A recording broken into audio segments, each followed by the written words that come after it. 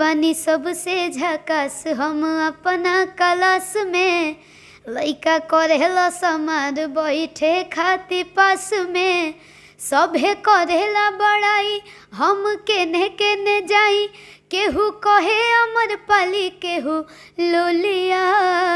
तो हमारा भैया का लाइन था कि बड़ा लगेलू वे जान चुलबुलिया, गोरी सट के टिकुलिया, पढ़े जब जालू स्कूलिया।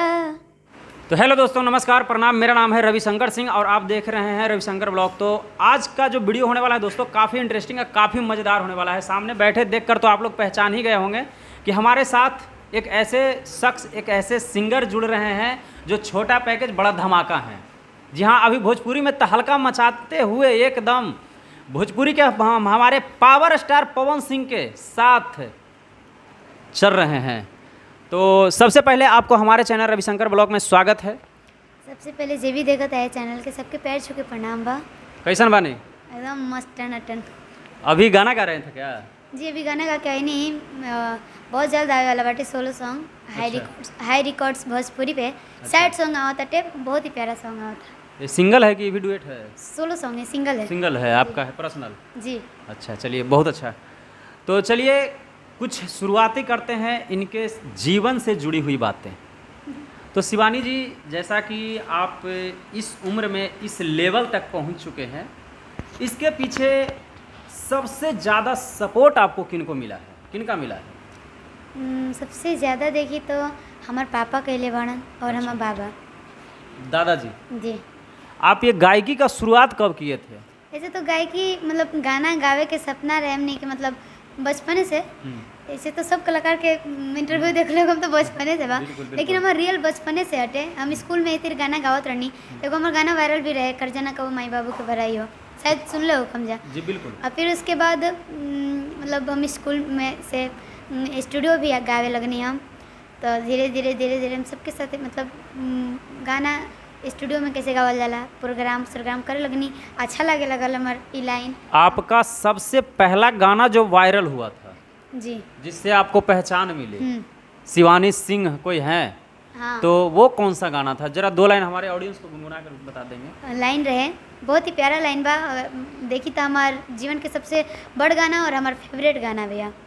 लाइन बा कि कर जाना कबो माई बाबू के भराई हो, कर जाना कबो माई बाबू के भराई हो, खटत खटत जई है जिनगी ओराई हो, खटत खटत जई है जिनगी ओराई हो, कर जाना कबो माई बाबू के भराई हो।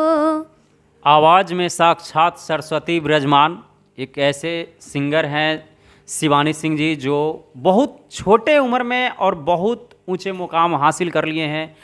तो आपके भोजपुरी में कोई आइडल रहे होंगे जिनको देखकर लगा कुछ ऐसा कि मैं इनका गाना सुनता हूँ या सुनना चाहिए, इनसे सीखें कुछ? कौन है? ऐसे तो मतलब सब लोग से हमने के सीखे के मिलता, लेकिन हम फीमेल सिंगर में देखी तो शिल्पी दी के देख के हमरा के बहुत सीखे के मिलल गाना। और पवन भैया के देख के हमरा के बहुत सीखे के मिलल और आज भी सीखता नहीं जा। इलाय ने ऐसा ना कि हमने की ज़िंदगी भर सीखे के बा। पवन सिंह के साथ हमारे भोजपुरी के पावर स्टार पवन सिंह के साथ आपका पहला गाना कौन सा था? पहला हमारा गाना रहे और नया चैनल पे रहे, यसी म्यूजिक, आसी म्यूजिक, धनी हो सब धन। ये पहला गाना है आपका? जी। पावर स्टार पवन सिंह के साथ? जी, पहल के गाना इतना प्यार दुलार आशीर्वाद देनी जा। उसके बाद लगातार होली सॉन्ग भी 3 गो आयल रहे और बहुत जल्द अभी लोकगीत पे आने वाला। चैतवा खत्म हो जाए दी। अच्छा, चैतवा खत्म हो जाए दी, ओकरा बाद लोकगीत आई पवन सिंह के साथ। जी। तो पवन सिंह के साथ आपको काम करने में कैसा मतलब महसूस होता है, कैसा? जब पहली बार कॉल आयल रहे, हम घर में रहनी, घर पे, तो प्रियांशु भैया बोलन कि पवन भैया गाना गाए के बस शिवानी आ जाइए। हम कहनी है भैया मजाक मत करो जा, बताओ जा काहे कहते फ़ोन कर ले बड़ा जा। तो भैया कहते अरे सच में यार मतलब गावे के बा। तो हम विश्वास ना भइल, थोड़ा इग्नोर कैनी हम।